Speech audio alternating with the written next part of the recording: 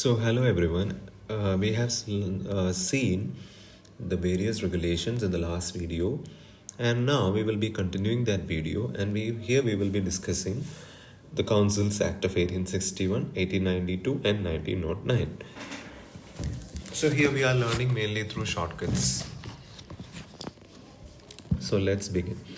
So, the Councils Act 1861, 1892, and 1909. So, after the 1857 revolt, the British government felt the necessity of seeking the cooperation of Indians in administration. So, they wanted to introduce Indians to administration. For this purpose, the three Councils Act were enacted. So, the first is the Councils Act of 1861. So, the first point is it initiated decentralization. Decentralization means the powers generally which are distributed at this there will be a center of authority of power. Suppose here in India the power center is Delhi. Suppose imagine like that, central government, the center power is at center Delhi, imagine. So instead of that is called centralization, and on location power is there. Instead of that, no, we are giving every state a power. Every state the equal number of power, equal power as of the center. So that is called decentralization. That is, you are not centralizing power, you are decentralizing it. So this act of 1861, it initiated decentralization process by restoring the legislative powers to the Bombay and Madras presidencies. Earlier, you have seen like when the governor of Bengal became the governor general of Bengal, so the legislative powers of the Bombay and Madras governors, they lost it. So through this decentralization, it restored their powers. Then, second point is nomination of some Indians as non-official members by Viceroy in his expanded council. So there is a council of the Viceroy, so it was expanded, and some Indians were nominated for this as non-official members. Then the third is establishment of new legislative councils in for Bengal. When you see the locations, imagine the locations: Bengal, then Punjab, and Northwest Frontier Province. The empowered viceroy to make rules and orders for more convenient transaction of business in the house. Then recognition of portfolio system started by Lord Canning. Then empowered viceroy to issue ordinances during emergency without the concurrence of legislative council. So now here comes the shortcut. So how you will be able to remember this much of points?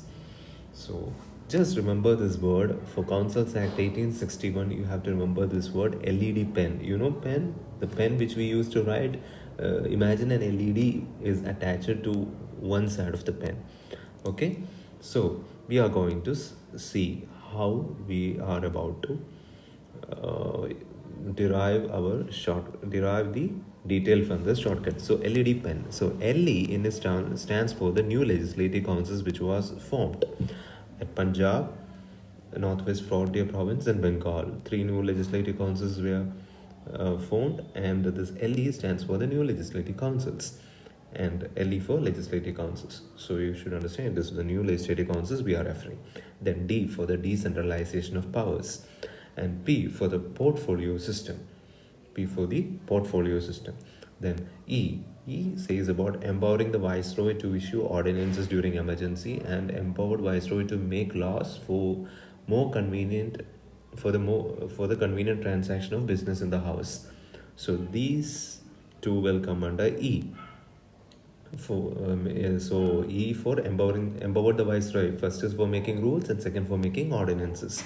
So you should understand that. Then last is N. N is nomination of members, nomination of some Indian members as non-official members in the extended legislative council of the viceroy. So these are the things you should remember for this. So Councils Act 1861 is LED pen. So now we will go to the next video.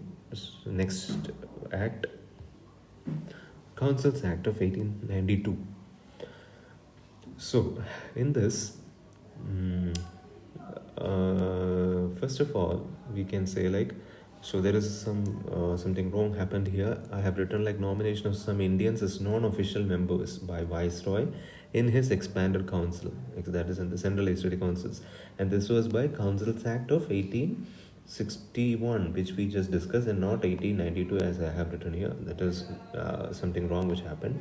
So we have already seen in Councils Act of 1861, they told like some Indians can be nominated as non-official members to the Viceroy's expanded council. So what happened with 1892 Act? This act increased the number of these non-official members. Suppose some members were allowed in the 1861 Act, then more members in the 1892 Act. And here in the 1861 Act, it was Central Legislative Council only, but in the 1892, it was central as well as provincial legislative councils. Then the Councils Act of 1892 was like about nomination to Central Legislative Council by Viceroy on recommendation of certain bodies like Provincial Legislative Councils and Bengal Chamber of Commerce. Then Provincial Legislators, the nomination to the Provincial Legislative Councils by Governor on recommendation of certain bodies like district boards, municipalities, universities, trade associations, zamindars and chambers.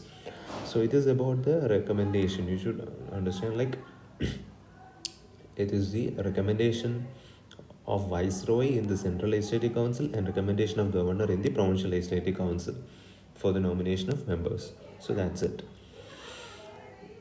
Then it increased the number of functions of legislative councils, so and gave them power like to discuss the budget and addressing questions to the executive.